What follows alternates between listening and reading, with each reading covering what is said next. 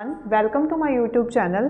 आज का मेरा टॉपिक होगा रिफ्रैक्टिव इंडेक्स, जो है हमारा फिजिक्स का chapter light reflection and refraction, class 10th का सब्जेक्ट साइंस का ये हमारे पास टॉपिक है। और अगर आप मेरे चैनल पे नए आए हो तो please like, subscribe and share my YouTube channel. अब हम स्टार्ट करते हैं अपना टॉपिक। तो हमारा टॉपिक है रिफ्रैक्टिव इंडेक्स। अब रिफ्रैक्टिव इंडेक्स क्या होता है? रिफ्रैक्टिव इंडेक्स होता है the ratio of speed of light in given pair of medium. Ratio होती है किसकी? Speed of light in given pair of medium, जो आपको मीडियम दिए होते हैं। अब n equal to refractive index. Refractive index को किससे डिनोट करते हैं? n से। Velocity of light in a medium 1 and velocity of light in a medium 2।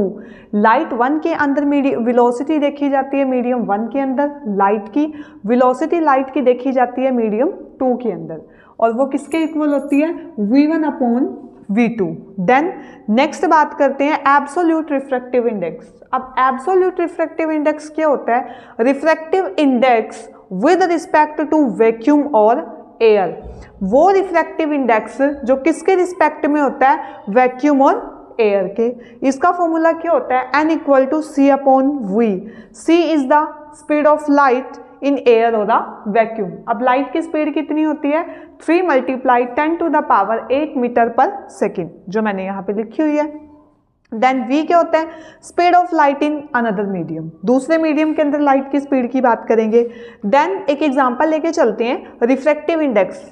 कभी कभी हमारे पास एग्जाम में ये क्वेश्चन आ जाता है एमसीक्यू में कि जो रिफ्रैक्टिव इंडेक्स होता है डायमंड का, वो हाईएस्ट कितना होता है? आपको ऑप्शन दे दिए जाएंगे, तो आपने एक एक्यूरेट ऑप्शन के ऊपर इसको टिक कर देना है। तो अब जो रिफ्रैक्टिव इंडेक्स होता है डायमंड का, वो हमारे पास कितना होता है? 2.42 का। अब हम इस कॉन्सेप्ट के अंदर बार बार मीडियम की बात कर रहे हैं, देन हमें पता होना चाहिए कि ये मीडियम होता क्या है।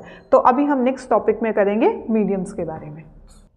नेक्स्ट टॉपिक है हमारा मीडियम्स क्या होते हैं। हम बात कर रहे थे कि लाइट जो है वो ट्रैवल करती है one medium to another medium. अब हमें पता होना चाहिए कि वो मीडियम होते क्या है।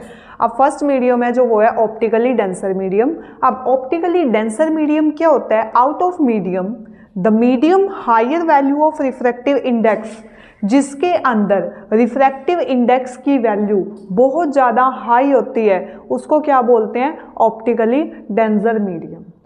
नेक्स्ट बात करते हैं ऑप्टिकली रेयरर मीडियम। अब ऑप्टिकल रेयरर मीडियम में क्या आएगा? Out of medium the medium lower the value of refractive index, जिसके रिफ्रैक्टिव इंडेक्स की वैल्यू बहुत ज़्यादा लोअर होती है, उसको हम क्या बोलते हैं? Optically rarer medium. अब देखो, इसको एक डायग्राम की हेल्प से समझते हैं। ये हमारे पास कोई लाइट आती है, medium 1 rarer and medium 2 denser. कोई लाइट आती है, ऐसे स्ट्राइक करती है, और ये है नॉर्मल। नॉर्मल के साथ जाते जाते वो थोड़ा सा हल्की बेंट हो जाती है। एंगल का जो डिफरेंस है वो थोड़ा बढ़ जाता है।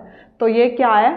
ये जो हमारा रेयरर मीडियम से डेंसर मीडियम में गया है, और ये हमारी लाइन है, ये डेंसर मीडियम से रेयरर मीडियम में गई है। यहाँ भी एंगल के अंदर थोड़ा सा चेंज आ जाता है। दैट्स वाई कि हमें पता चल जाता है कि कौन सा मीडियम डेंसर है और कौन सा मीडियम रेयरर है। अब जिसका रिफ्रैक्टिव इंडेक्स ज़्यादा होगा वो डेंसर मीडियम होगा, जिसका रिफ्रैक्टिव इंडेक्स लो होगा वो रेयरर मीडियम होगा। ये था हमारा टॉपिक रिफ्रैक्टिव इंडेक्स।